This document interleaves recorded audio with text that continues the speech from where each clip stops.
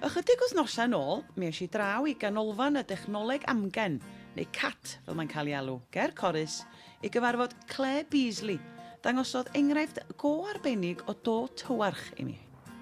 Be da ni'n neud ydy dysgu bobl ifanc fel ysgolion o prifysgolion colegau amdano'r amgylchedd a sut i'n neud pethau'n mwy gwyrdd, a rhan o hwnna ydy to gwyrdd.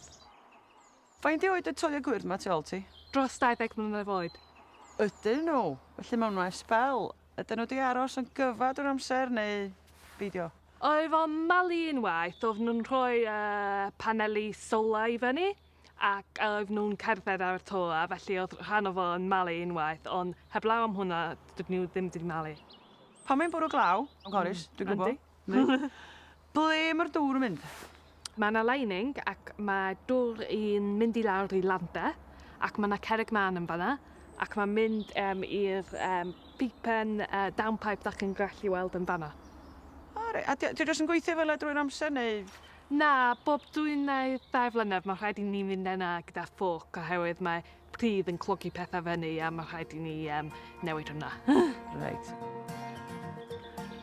Pa blanhigion ddylwn ni plannu? Wel, da chi'n gallu weld bod gen ni lot o gennym beda, ond dydy hwnna, maen nhw'n edrych yn dlws, ond dydy hwnna ddim yn syniad da I ddeud y gwir, oherwydd mae greiddiau yn mynd yn bob man. Ac yr un peth efo grig hefyd, mae greiddiau yn mynd bob man hefyd hefo heina. So, y peth gorau ydy sedum. Sedum?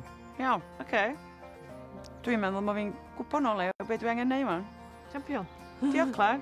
Croeso.